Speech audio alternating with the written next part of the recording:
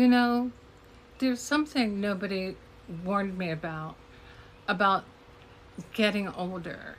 And it's not the gray hair, it is not the knees that creak when you sort of stand up too fast.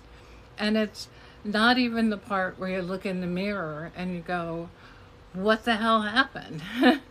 um, what nobody really talks about is the freedom, the amount of freedom that comes when you get older. Because somewhere around 60 ish, and I will be honest, I can't tell you the exact time that it started. I started sort of putting things down, things that I had been carrying around with me for decades. And all of these things were things that were really weighing me down.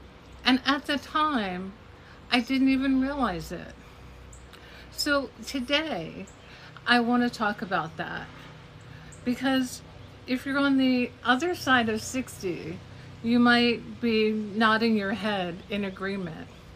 And if you're not here yet, I want you to know about this because honestly, it's coming and it is really, really good.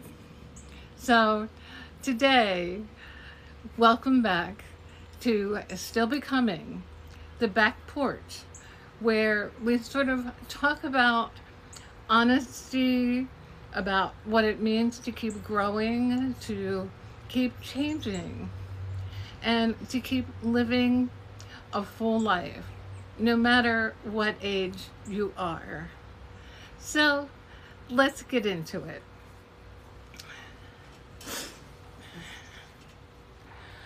So the first thing I sort of stopped caring about are I stopped worrying about what people think about my hobbies. And I'm going to start with the one that sort of might surprise a lot of people. And it is the fact that I like video games. I know it sounds silly at 68 years old, sitting there with a controller in my hand playing video games when clearly I should probably be doing other adult things. And for a long time, I felt a little embarrassed about it. Like I sort of needed to explain myself, or I should say, well, I do it to keep my mind sharp. And maybe I need a medical note to enjoy the game. But the reality was, I play anyway. The other thing I love to do is listen to rap music. And I have playlists that would probably make my grandchildren blink twice. And I simply tend to do things that people my age supposedly don't do. And for years and years, I let sort of other people's expectations sit on my shoulders like a coat that I really never wanted to wear.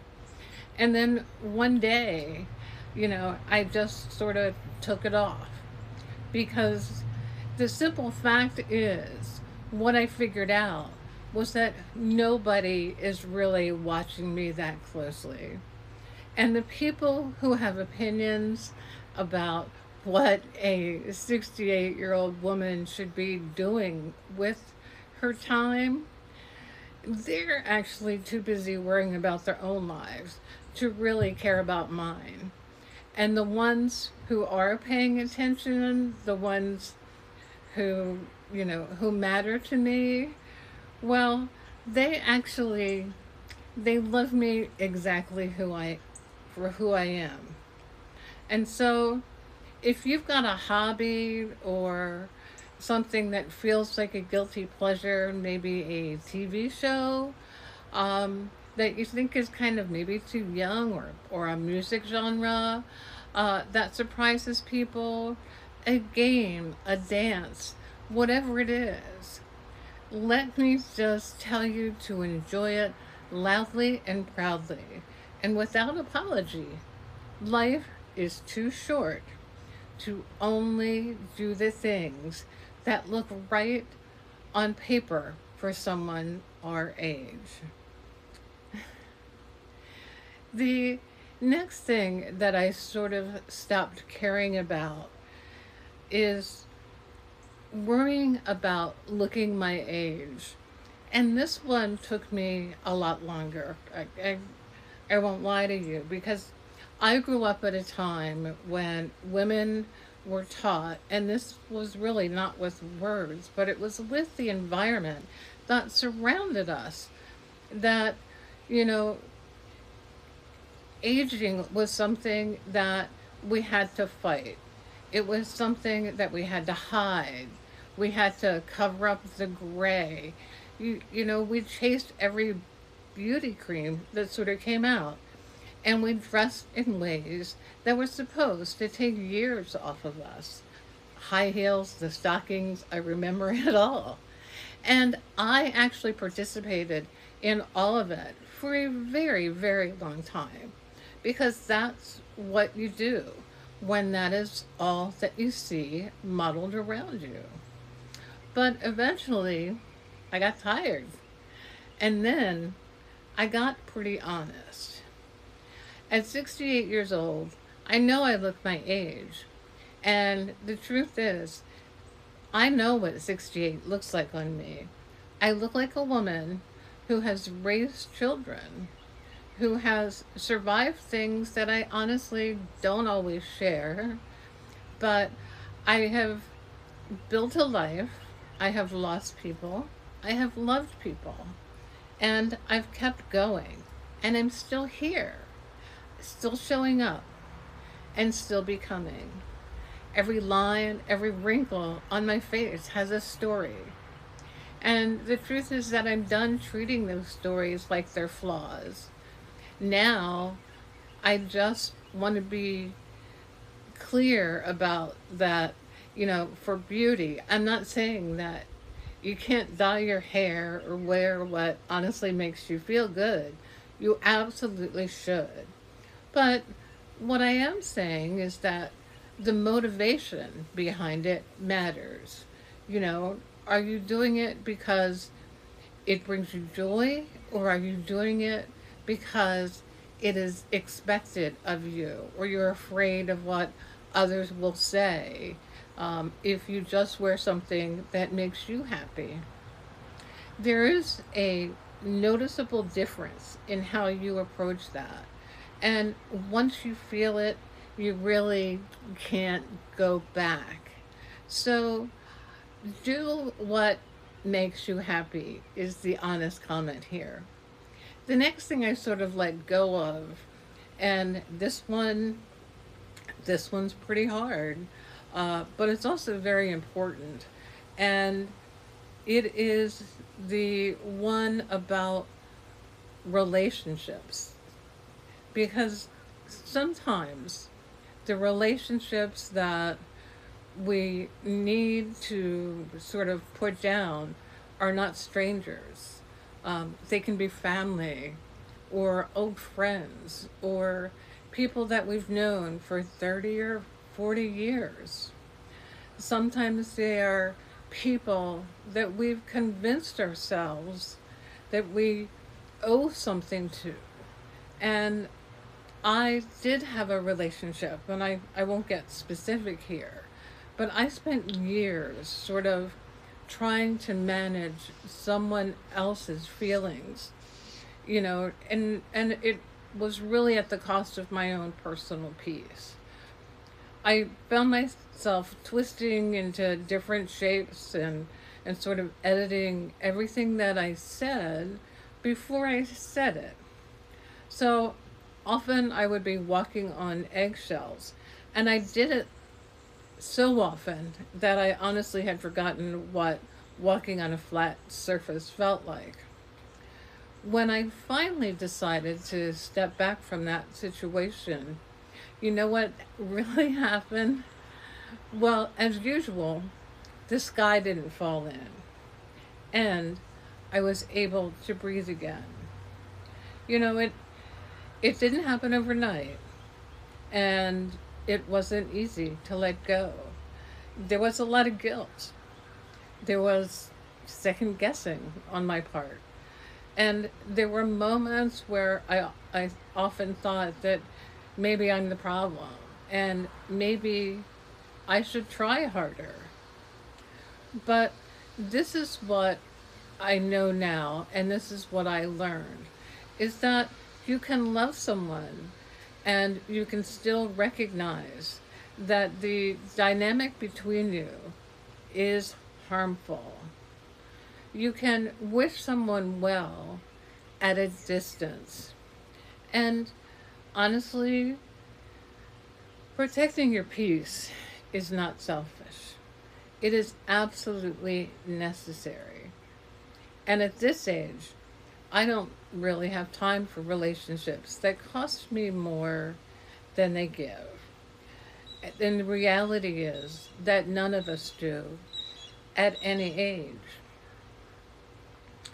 Now, the next thing that I sort of stopped caring about is the measuring against the life that I should have had. And I think this one's kind of sneaky and it sort of hides behind the nostalgia and the what ifs of life.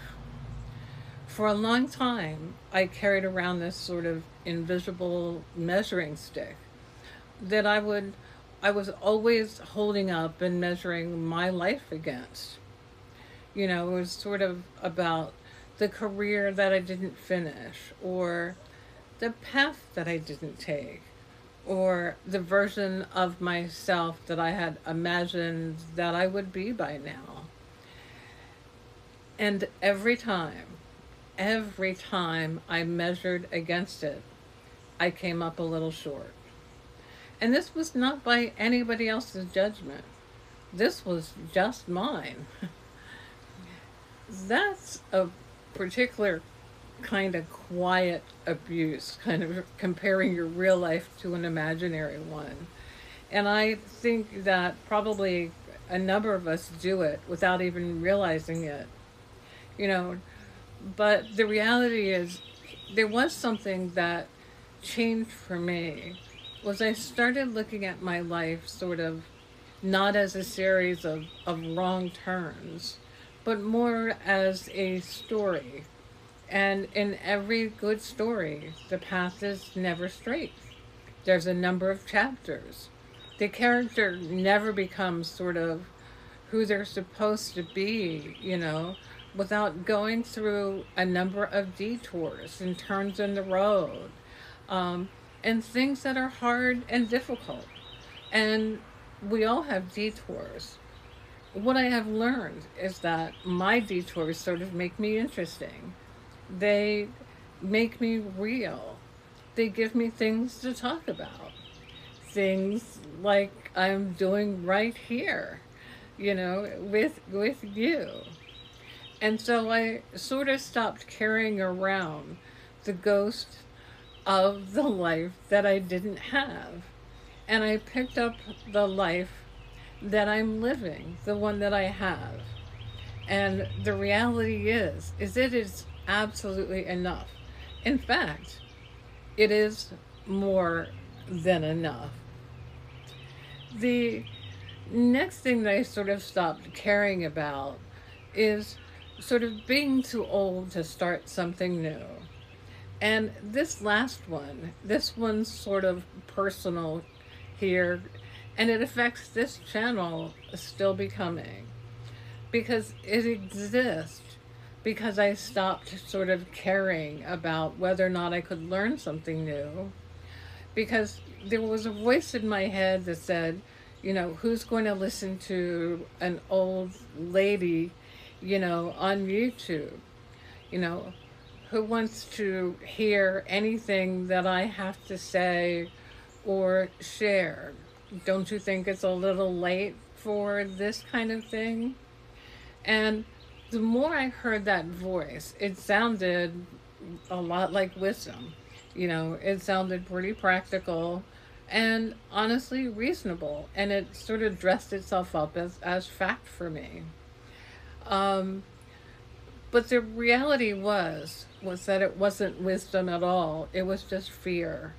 And once, I learned that, it was never too late for me to start, and that I could really kind of recognize that people start businesses, they go back to school, they fall in love, they learn music, they travel the world, and they can yeah, even start a YouTube channel well into their 60s, 70s, and beyond. And what I learned about that was the question was never whether I was too old. The question for me was whether I was brave enough to to do this. What I learned is that every time I sit in front of this camera, I am answering that question. So what I would like to tell you is that those are sort of a few of the things that I stopped carrying now that I'm living a fuller life after 60. And I'd love to hear from you. What have you put down?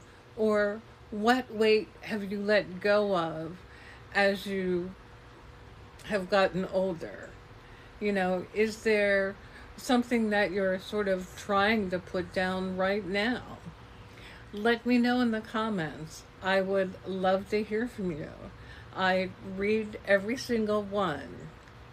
And if this video somehow resonated with you, I would love it if you would share it with a friend, a sister, or even your mother, or anybody who needs to hear that growing older is not a loss. It is, if you let it be, the most freeing thing that will ever happen to you. And so, what I want to tell you is that I'm Deborah, and at 68, I am still becoming. I'll see you in the next one.